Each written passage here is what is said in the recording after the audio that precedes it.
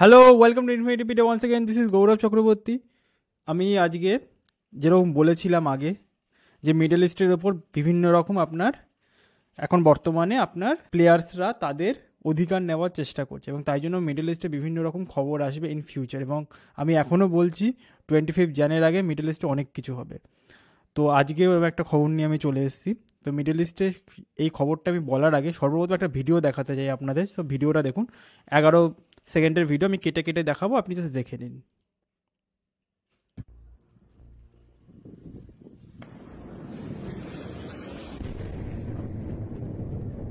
الله يلعنك يا إسرائيل.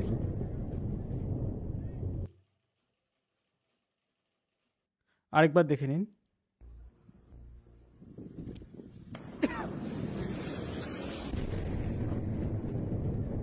الله يلعنك يا إسرائيل. তো আপনারা দেখলেন হচ্ছে একটা বিশাল বড় ব্লাস্ট হয়েছে। এই ব্লাস্টটাকে অনেকটা দেখে মনে হচ্ছে কোনো আপনার গ্যাস এক্সপ্লোজন হয়ে গেছে, বা আপনার পেরুতে যেই ব্লাস্টটা হয়েছিল হয়তো সেই ধরনের কিছু ব্লাস্ট। একদম না। আপনার ইসরায়েল হলো হচ্ছে সিরিয়ার ওপরে একটা বোম নিক্ষেপ করেছে, যেটাকে সবাই বলছে হচ্ছে বোমটা হচ্ছে আর্থকুইক বোম। এবার আর্থকুইক বোমটা কেন হয়েছে, কারণ ওই এলাকার মধ্যে এই বোমটা নিক্ষেপ করার পরে আপনার অলমোস্ট আপনার হলো হচ্ছে 3.2 ম্যাগনিটিউডের কাছাকাছি হলো হচ্ছে আর্থকুইক চলে এসেছে। তাই জন্য এই যে বোমটাকে ইউজ করা হয়েছে সেটাকে বলা হয়, এরা বলছে আর্থকুইক বোম।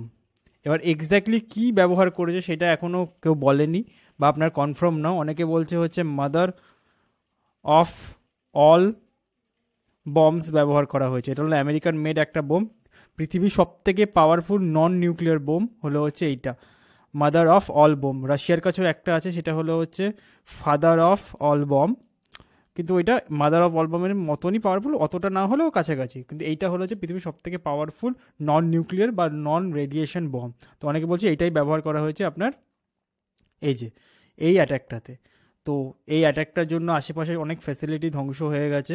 এবং ইসরায়েলের করা এখন অবধি সব থেকে পাওয়ারফুল অ্যাটাকই হলো হচ্ছে এইটা। এটা একটা কোস্টাল রিজনে হয়েছে আপনার সিরিয়াতে। এটা করার পেছনে কারণ হলো হচ্ছে যাতে, আপনারা জানেন এখন সিরিয়ার হলো হচ্ছে আপনার রিজিম চেঞ্জ হয়ে গেছে এবং এই জায়গাটার মধ্যে অনেক রকম অস্ত্র রাখা ছিল। তো ইসরায়েল কখনোই চায় না সেই অস্ত্রগুলো আপনার কোনো টেররিস্ট অর্গানাইজেশন পেয়ে যাক, যাতে ওদের এগেনস্টে ব্যবহার করা হয়। তো এই জন্যই ওরা এই অ্যাটাকটা করেছে অনেকে বলছে। এবং আমার মনে হচ্ছে শুধু এইটাই কারণ না, ওই এলাকাটার মধ্যে নিজের আধিপত্য দখল করারও চেষ্টা করছে, সেই কারণে হচ্ছে।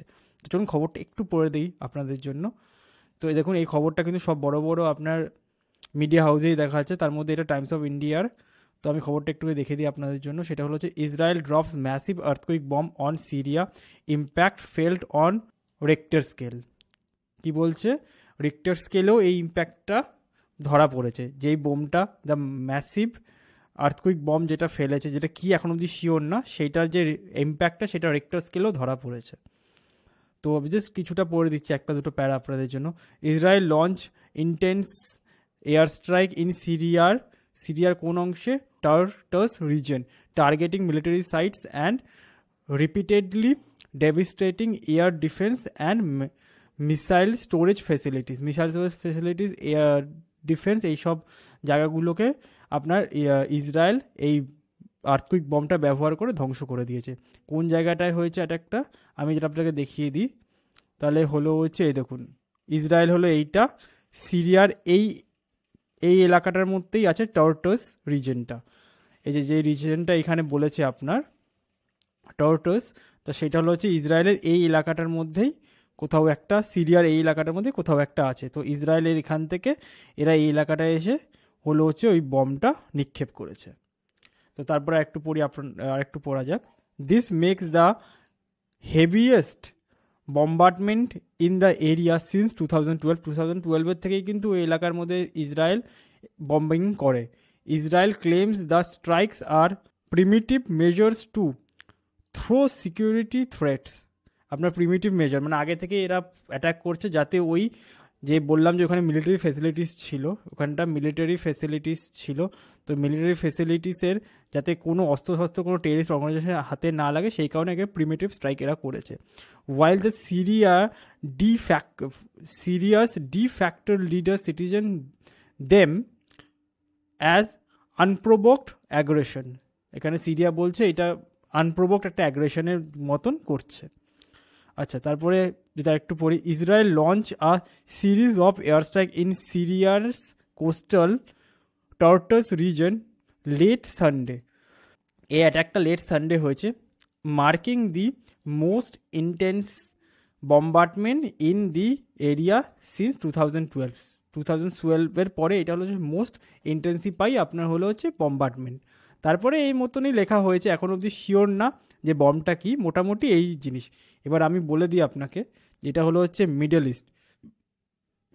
যদি আপনি মিডল ইস্ট দেখেন, মোটামুটি এই যে এই রিজনটা যেটা দেখছেন, এই হালকা গ্রে যে রিজনটা, এই হালকা গ্রে রিজনটা হলো হচ্ছে পুরো মিডল ইস্ট, এবং এই মিডল ইস্ট চিরকালই অশান্ত থেকেছে। এখন স্পেশালি হলো হচ্ছে আপনার ইসরায়েলের এই জায়গাটা, সিরিয়া, ইরাক, আপনার হলো জর্ডেন, টার্কি, এই এলাকাটার মধ্যে বেশি আপনার উত্তেজনা হচ্ছে।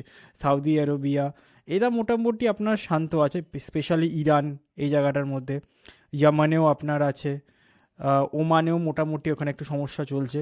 তো আপনার হলো হচ্ছে জ্যান 25 আগে আমার মনে হচ্ছে এই এলাকাটার মধ্যে থেকে আপনারা বিভিন্ন রকম খবর পেতে থাকবেন। তার মধ্যে এই খবরটা ছিল হচ্ছে একটা ইম্পর্টেন্ট খবর। দেখুন, এরকম একটা ফ্যাসিলিটির ওপরে একটা বম্বার্ডমেন্ট হয়েছে, এবং সেই বমটা পাওয়ারফুল বম ছিল। অনেকে বলছে সেটা হলো হচ্ছে আপনার মাদার অফ অল বম, এবং সেইটা যেহেতু ওই জায়গাটার মধ্যে পড়েছে, অলরেডি ওইখানটা স্টোরেজ, মিলিটারি স্টোরেজ ছিল আপনার, বিভিন্ন রকম বোম এবং আপনার অন্যান্য রকম আর্মির জিনিসপত্র রাখা ছিল, যেগুলো আপনার হলো হচ্ছে বারুদ রাখা থাকতে পারে, বিভিন্ন রকম আপনার অস্ত্র রাখা থাকতে পারে। তো সেই বম্বার্ডমেন্টটাকে যখন ফেলেছে, যে বমটা যখন ফেলেছে, সেটা ইন্টেন্সিটিটা আরও বেশি বাড়িয়ে দিয়েছে। তো এই কারণে ওই ব্লাস্টটা অনেকটাই ভয়ানক বা বড় হয়েছে, এবং মিডল ইস্ট আবার আপনার আগুনের মধ্যে জ্বলতে শুরু করেছে ধীরে ধীরে। এবার জ্যান 25 আগে আপনি দেখবেন অন্যান্য অনেক খবর আসবে। আমি আশা করবো যেন আমার কথাটা ভুল হয়, বাট এটা হওয়ার আমার মনে হয় যেটা 99% চান্স আছে, ওখানে কিছু একটা বড় সড়ো হতে চলেছে। এই এলাকাটায় কখনো কেউ শান্ত রাখতে চায় না। দেখুন, সবই টাকা পয়সার খেলা, ওয়েপন সাপ্লাই হবে তো মানি আসবে, তো এটাই হলো কমন ব্যাপার। তো এই ছিল খবর, এই আজকের একটা খুবই ইম্পর্টেন্ট জিও পলিটিক্যাল একটা খবর ছিল, সেই কারণে আমি খবরটাকে নিয়ে আসলাম। আমি রাত্রেবেলা বানাচ্ছি, অনেকটা রাত করেই বানাচ্ছি আমি ভিডিওটা, বাট ইম্পর্টেন্ট খবর ছিল সেই কারণে বানিয়ে দিলাম। So thank you very much for staying with me. This is Gaurav Chakraborty. Please do like, share and subscribe for this kind of videos, and signing of.